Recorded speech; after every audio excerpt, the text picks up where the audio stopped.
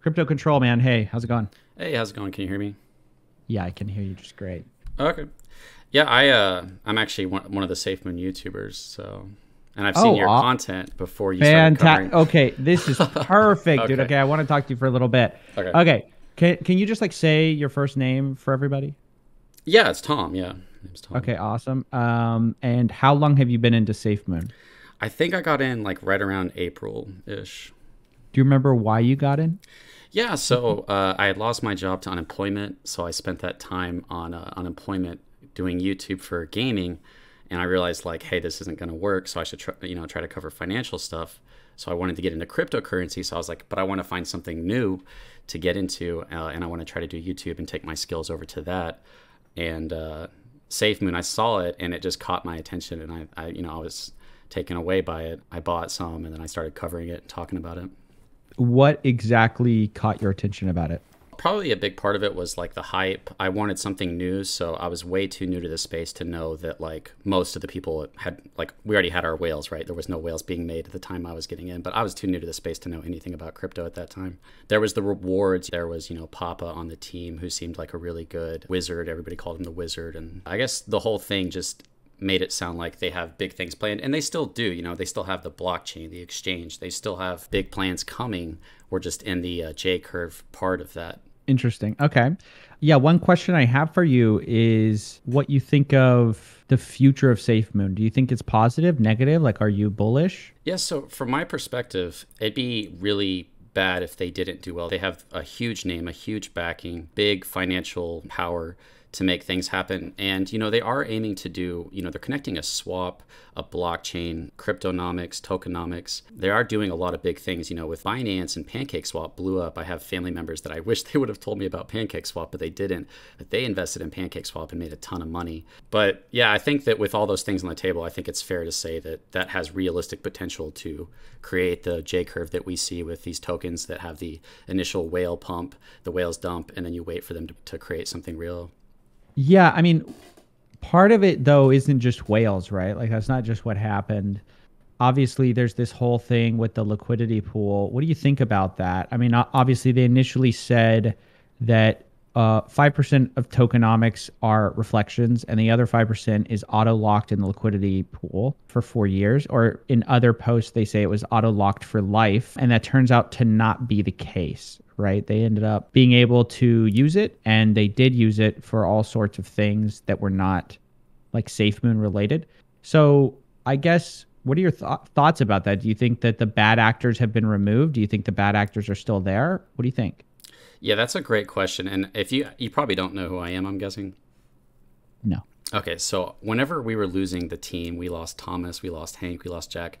I covered all that, and kind of a lot of people were mad at me because it was seen as such a negative thing. Because I look at it from a realistic perspective. Like, you need to look at the negatives and the positives. And I'll be honest, I don't know 100% what's going on behind the scenes with all that. I'm actually trying to find that out right now to see, what was agreed upon, how much should have been taken out. I actually don't know that, and it's actually such a basic question. I'm surprised I've gone so long without knowing it. Okay. Yeah. I mean, I can just inform you. They basically had told everyone that they were going to get paid out from the 4 year lock, and that basically they weren't going to touch the liquidity pool. I mean, they were supposed to not be able to touch the liquidity pool. Literally, that was part of the advertising was we're safely going to the moon. That's the whole purpose of Safe Moon, was that you can't touch the liquidity pool. Well, turns out, whoops, actually you can. And at first it was, well, we're not going to touch it because we're going to lock it up manually. Well, then they eventually abandoned that idea. And obviously Coroni's a big part of like feeling that no liquidity pool should be locked anyways. Like you shouldn't even lock it up. But then it was, okay, well, maybe we'll use it for some purposes, but we'll always let you guys know when we're going to use it. And then ever since then, they've never let people, well, very rarely do they actually let people know what they're going to do. And instead they just take money out, whatever they want, throw it to a bunch of shell accounts, and people have no idea where their money's going. That's a lot of the price action that's negative is actually like, it's not just random whales. It's like the SafeMoon team. No, I think that's a fair thing to look at. Like, I believe in being realistic and honest. So I think that, understanding that every investor should want to know what's actually happening. I need to look into that honestly and understand how much are they taking and how much are we talking about it. I still do feel outside of that the project does have real potential to moon and blow up again. And if I ever lost that hope and that faith, I would, stop covering it. I'd stop talking about it.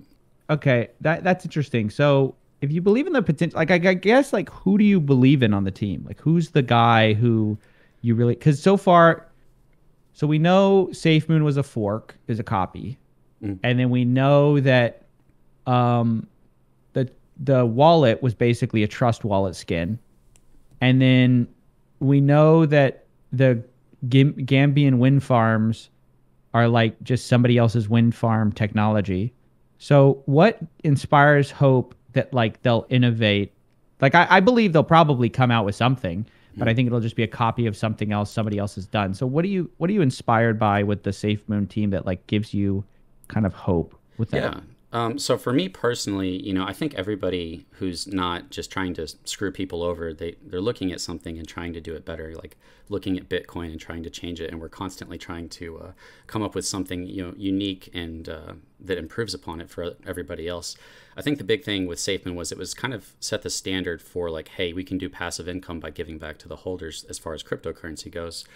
And I think the problem that all these rewards tokens have found is that you need an outside source of profit pumping back into a project, or not everybody's going to get rewards. And it has to be tied to a real world use case. So with their swap, PancakeSwap has insane volume, and with their exchange and with their blockchain, it doesn't necessarily, and I don't quite see anything wrong with taking something somebody else built and then making the changes you needed to it. A lot of people do that in the space instead of just building it from the ground. As long as you're honest about that, I think that happens all the time. But as long as they're able to, with their exchange and with everything that they have going with Safemoon Connect, they did have to change it from the 10% fee to a lower fee, obviously, to have competitive prices with those things.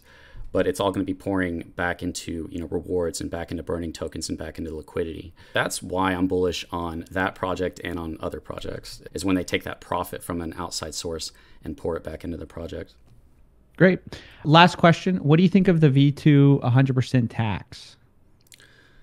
So I get why people would be upset about that. They are looking to pay everybody back, so that's awesome. I can see both perspectives. In one sense, some people who may have not been paying attention went and tried to, move and lost all their tokens. But in my mind, unless I'm wrong, they would have seen how much BNB they were getting, and they approved, I don't know about you, but whenever you make a big move on cryptocurrency, if you do, like I'm like sweating, I'm double checking, I'm doing a test send, and then I'm doing it. But with the V2, I don't know how they could have done it better, because they were trying to stop bad actors from draining the liquidity pool. So they did that, and they gave a warning to stop them from draining the liquidity pool. It wasn't done to just screw people over, and now they are paying those people back. So I think they're doing the right thing. The main thing that I'm trying to do here is that just understand what people are thinking so that I can then so I don't really want to like influence your opinion too much. So I'm not going to say like all my opinions on Safemoon right now. Yeah, unfortunately, like all the real problems with Safemoon just require a lot of unpacking, a lot of digging into the blockchain and explaining why a bunch of the moves are, in my opinion, fraudulent. And that's just, I'm not ready to go obviously public with that information yet, because I'm still making the video. Okay, I'll wait till your video comes out, and then I'll post this. All right, thanks, man. Okay, great. Thanks, man. Appreciate your time.